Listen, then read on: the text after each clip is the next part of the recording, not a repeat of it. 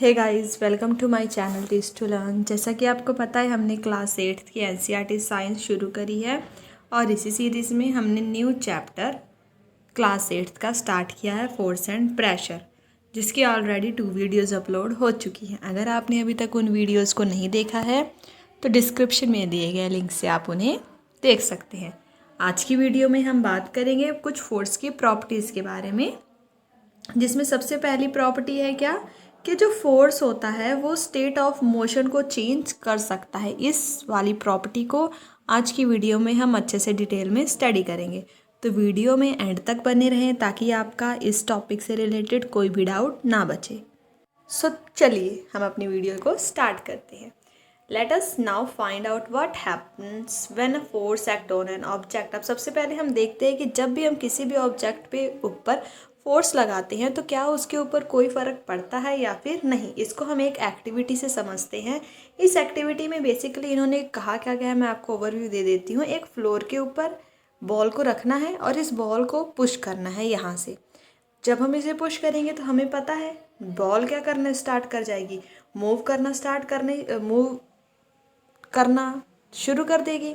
और फिर जब हम इस बॉल को ऐसे मूव करते करते इसी डायरेक्शन में दोबारा पुश करेंगे तो इसकी जो स्पीड होगी वो क्या होगी, तेज़ हो जाएगी, क्योंकि ये इसी डायरेक्शन में तो मूव कर रहा है और इसी डायरेक्शन में हमने इसे पुश भी कर दिया है। तो यही यहाँ पे फर्स्ट पैराग्राफ में तो इन्होंने यही बोला है। और हमें पता है अगर उसी डायरेक्शन में जा रहा है, हम इसे पुश करेंगे तो उसकी जो स्पीड है वो क्या हो जाएगी, इंक्रीज़ हो जाएगी। नेक्स्ट सेकेंड टाइम हमने क्या करना है, बॉल तो ऐसे मूव करती ही जा रही है, मूव करते करते इस पोजीशन पे जब आएगी तो हमने वहाँ पे अपना हाथ ले आके आगे रख लेना है और हाथ को तुरंत के तुरंत रिमूव भी कर देना है। हमने ऐसे हाथ रखा फिर तुरंत के तुरंत इसे रिमूव भी कर दिया। तो ये जो ऐसे बॉल मूव कर रही थी, अब इसकी जो स्पीड हो जाएगी वो क्या हो जाएगी, स्लो हो जाएगी, क्योंकि हमने अपना हाथ उसे लगाने के बाद उसके बाद फटाक से हटा तो लिया, पर जो बॉल है स्पीड की जो बॉल की जो स्पीड है वो अब थोड़ी क्या हो जाएगी, स्लो हो जाएगी, डिक्रीज़ कर जाएगी।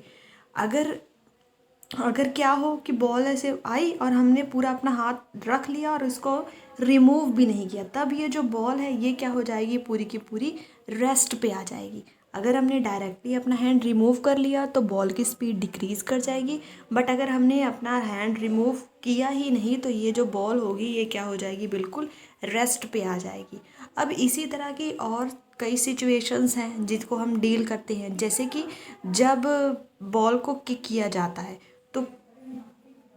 तो बेसिकली यहाँ पे कहा क्या गया है कि जब फुटबॉल खेलते हैं तो प्लेयर क्या करते हैं, उस बॉल के ऊपर फोर्स अप्लाई करते हैं और जब फोर्स अप्लाई करने से पहले उस बॉल की जो स्पीड है वो तो क्या होगी, बिल्कुल ज़ीरो ही होगी, क्योंकि वो रेस्ट पड़ा है। और जब हम इसको किक कर देते हैं, इसके ऊपर फोर्स अप्लाई करके इस बॉल को गोल की तरफ मूव करवाने लग जाते हैं, तो होता क्या है, जो गोलकीपर होता है वो क्या करता है, डाइव करके या फिर जंप करके, क्योंकि ऐसे बॉल खेल रहे हैं, यहाँ पे ऐसे है कि यहाँ पे क्या करना है, उसे गोल करना है, तो यहाँ पे जो भी गोलकीपर होगा वो क्या करेगा, इस बॉल को यहाँ गोल होने से रोकेगा, चाहे वो डाइव करके या जंप करके उसको रोकने की कोशिश करता है। तो जब ये सब एक्शंस होता है तो जैसे कि यहाँ पे बॉल पे फोर्स अप्लाई हुई तो बॉल रुक गई, वैसे ही वहाँ पे भी फुटबॉल की बॉल पे जब फोर्स अप्लाई होगी, वो गोलकीपर उसके ऊपर फोर्स अप्लाई करता है ताकि वो या तो उसे रोक सके या फिर उस बॉल की पोजीशन को डिफ्लेक्ट कर सके, ताकि क्या हो, गोल ना हो और उनकी टीम जीत जाए। तो आप देख रहे हैं कि हमारी रोज़मर्रा की ज़िंदगी में भी कितना साइंस का यूज़ हो रहा है। तो अगर गोलकीपर ने बॉल को रोक दिया तो फिर जो उसकी स्पीड है वो क्या हो जाएगी, डिक्रीज़ हो जाएगी, मतलब डिक्रीज़ होकर बिल्कुल ज़ीरो हो जाएगी।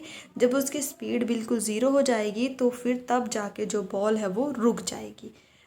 These observations suggest that force applied on an object may change its speed। अब हमने इन सारी जो ऑब्जर्वेशंस हैं इनसे क्या समझा कि जब भी हम किसी भी ऑब्जेक्ट के ऊपर फोर्स अप्लाई करते हैं तो फोर्स अप्लाई करने से होता क्या है, ऑब्जेक्ट की स्पीड चेंज हो जाती है। तो आई होप अब आपको समझ आया होगा कि सारी ऑब्जर्वेशन से हमने क्या सीखा कि जब भी हम किसी भी ऑब्जेक्ट के ऊपर फोर्स अप्लाई करते हैं तो वो उस सिचुएशन में क्या कर रही है, अपनी स्पीड को चेंज कर रही है, या तो उसकी स्पीड इंक्रीज़ हो रही है या तो उसकी स्पीड डिक्रीज़ हो रही है। अब हम देखते हैं किस डायरेक्शन में हम फोर्स को अप्लाई करें तो जो स्पीड हो वो इंक्रीज़ हो जाए, और किस डायरेक्शन में हम फोर्स को अप्लाई करें कि स्पीड जो भी ऑब्जेक्ट है, ऑब्जेक्ट की स्पीड है वो डिक्रीज़ हो जाए।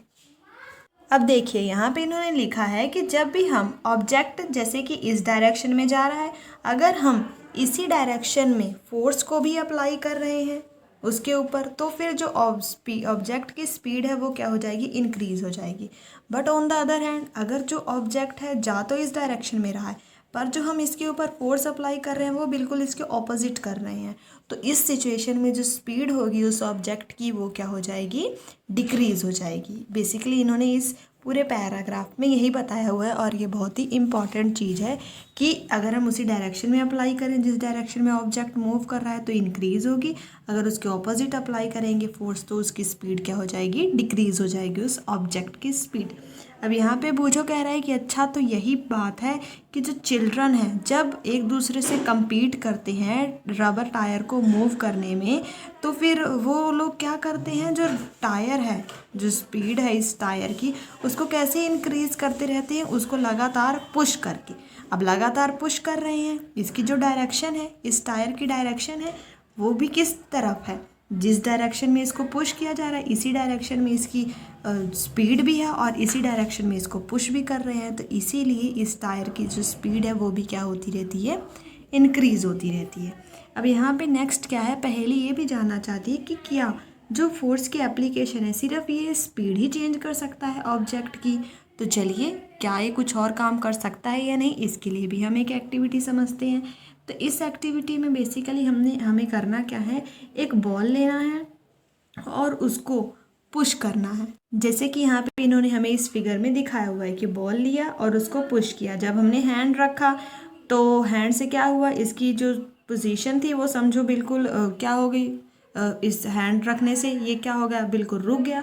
पर ऑन द अदर हैंड अगर हम दूसरी फिगर को देखें और इस की पाथ में एक रूलर रख दें, हमने क्या किया, बॉल रखा, बॉल को फेंका इधर, और अब ये क्या होगा, इस रूलर से टकरा के इसकी डायरेक्शन भी चेंज हो जाएगी, ये मोशन में भी है और इसकी डायरेक्शन भी चेंज हो गई। अगर मान लीजिए रूलर हमने ऐसा रखा है, बॉल को हमने थोड़ा सा टेढ़ा करके फेंका, तो जो ये बॉल होगी वो इस तरह डिफ्लेक्ट करेगी। वही इन्होंने आगे बोला हुआ है कि अलग अलग इस एक्टिविटी को रिपीट करो, रूलर को और बॉल को जो हम टच करा रहे हैं, जिस एंगल पे टच करा रहे हैं, कभी इस तरह कभी इस तरह, अलग अलग एंगल पे बॉल को इसके साथ हिट कराइए, और उसके बाद इससे जो भी ऑब्जर्वेशंस निकलेगी उसको आप क्या करिए, अपने नोटबुक पे नोट करिए कि क्या हो रहा है जब हमने रूलर को बिल्कुल 90 डिग्री पे किया, क्या हुआ जब हमने 45 डिग्री के एंगल पे बॉल को इस रूलर के साथ इंटरेक्ट कराया, उसके साथ हिट कराया। तो ये सारी ऑब्जर्वेशंस आप अपनी नोटबुक में इसको ज़रूर रिकॉर्ड करिए। लेट अस कंसीडर, अब हम कुछ और एग्जाम्पल लेते हैं। जैसे कि अपने वॉलीबॉल, पहले हम देखते हैं वॉलीबॉल में क्या होता है कि प्लेयर ऑफन क्या करता है, मूविंग बॉल को एक मेड से दूसरे मेड तक जीतने के लिए पुश करते हैं। देखा होगा आपने, एक बॉल है, इसको एक आदमी ने क्या किया, इसको पुश किया, ये पुश होके दूसरे प्लेयर के पास गई, उसने ऐसे ऐसे पुश करते करते उसको गोल की तरफ लेके जाते रहते हैं। Sometimes the ball is return to the other side of the court by pushing और स्मैशिंग इट, और समटाइम्स होता क्या है, बॉल दूसरी तरफ भी चली जाती है।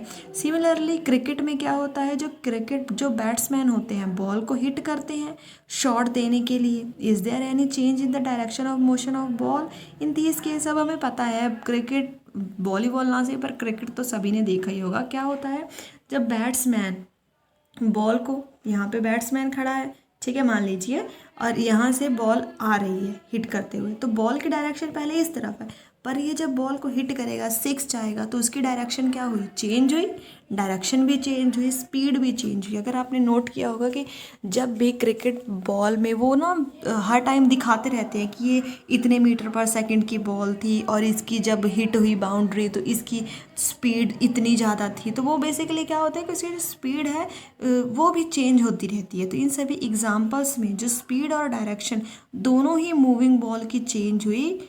क्यों? क्योंकि ये क्या है, ये भी एक एप्लीकेशन है फोर्स की। तो क्या आप इस तरह की कुछ और एग्जांपल्स भी दे सकते हैं जिसमें स्पीड भी चेंज हो और साथ ही साथ उसकी क्या हो, डायरेक्शन भी चेंज हो। तो आपको दिमाग में अगर और इस तरह की एग्जांपल्स आए तो आप ज़रूर मुझे कमेंट बॉक्स में बताएं। तब यहाँ पे हो क्या रहा है कि चेंज किस में आ रहा है, या तो स्पीड में ऑब्जेक्ट के आए, ऑब्जेक्ट की स्पीड में आए, या फिर उसकी डायरेक्शन ऑफ मोशन में आए, या फिर दोनों में ही आए। इस सभी में अगर या तो स्पीड में या डायरेक्शन में, या फिर स्पीड और डायरेक्शन दोनों में ही अगर चेंज आए तो हम इसे क्या कहेंगे कि मोशन की स्टेट में चेंज आ रहा है। Thus, a force may bring a change in state of motion of an object। इसीलिए हम क्या कह सकते हैं, क्योंकि जो स्टेट है, स्टेट ऑफ मोशन में दोनों चीज़ें आ जाएंगी, स्पीड भी आ जाएगी और डायरेक्शन भी आ जाएगी। तो यहाँ पे क्या हुआ, चेंज डायरेक्शन में आए, स्पीड में आए, या फिर दोनों में आए। अगर इनमें से किसी में भी चेंज आए तो उसको हम क्या कहेंगे, मोशन की स्टेट में चेंज आई है। तो इट मीन्स फोर्स क्या करता है, किसी भी ऑब्जेक्ट के स्टेट ऑफ मोशन में चेंज ला देता है। तो यहाँ पे इन्होंने उसकी डेफिनेशन लिखी है, तो चलिए हम वो भी देख लेते हैं कि स्टेट ऑफ मोशन आखिर होता क्या है। वैसे भी हम इसको अच्छे से डिटेल में पढ़ चुके हैं, बस फॉर्मेलिटी कर लेते हैं। State of motion of an object is described by its speed, उसकी स्पीड से डिस्क्राइब्ड होगा, या फिर उसके डायरेक्शन ऑफ मोशन से। The state of rest is consider to be state of zero speed. अब रेस्ट में है, उसकी डायरेक्शन भले नहीं चेंज हो रही है, पर फिर वो कौन से स्टेट में है, ज़ीरो स्टेट में है। रेस्ट को हम क्या कहेंगे, कौन सी स्टेट में है, वो ज़ीरो स्टेट में है। एन ऑब्जेक्ट वो रेस्ट में हो या मोशन में हो या फिर इन दोनों ही स्टेट में हो, उसको हम क्या कहेंगे, स्टेट ऑफ मोशन ही कहेंगे। ये आपको बहुत ही अच्छे से क्लियर कर लेना है। ज़रूरी नहीं कि कोई ऑब्जेक्ट मोशन में हो तभी ही हम उसे स्टेट ऑफ मोशन कहेंगे, रेस्ट में होगा तो भी वो किस में कंसीडर होगा, स्टेट ऑफ मोशन में ही कंसीडर होगा। यहाँ पे ना नेक्स्ट बोला है, क्या ये इसका मतलब ये हुआ कि जो एप्लीकेशन है फोर्स वो ऑलवेज रिजल्ट इन चेंज, क्या हमेशा ही ऑब्जेक्ट के स्टेट ऑफ मोशन में चेंज आएगा? तो ऐसा नहीं है। अगर हम रोज़मर्रा की ज़िंदगी में देखें तो अगर हम बहुत ही हैवी बॉक्स को मूव कर रहे हैं, उस पर हम जितनी मर्जी फोर्स लगा लें, उसकी स्टेट ऑफ मोशन चेंज नहीं होगी। अगर हम एक वॉल को पुश करते जाएं तो उसकी भी स्टेट ऑफ मोशन चेंज नहीं होगी, मतलब कि वो रेस्ट है तो रेस्ट में ही रहेगा, वापस से वो मोशन में नहीं आएगा। तो इसका मतलब हम हमेशा नहीं कह सकते हैं कि अगर हम किसी भी ऑब्जेक्ट पे फोर्स लगा रहे हों तो हमेशा ही उसमें चेंज आए ही आए। तो ये भी क्वेश्चन बन सकता है कि क्या ये ऑलवेज ट्रू है कि जो स्टेट ऑफ मोशन हमेशा किसी भी ऑब्जेक्ट पे चेंज ले आएगी ही ले आएगी? तो ऐसा बिल्कुल भी नहीं है। आप उसके लिए ये एग्जांपल्स दे सकते हैं। आई होप आज की वीडियो में आपको ये टॉपिक अच्छे से क्लियर हो गया होगा। नेक्स्ट वीडियो में हम इसकी एक और application, shape of an object, इसके बारे में स्टडी करेंगे। वीडियो पसंद आई हो तो इसे लाइक, शेयर, कमेंट करना ना भूलें। Thanks for watching.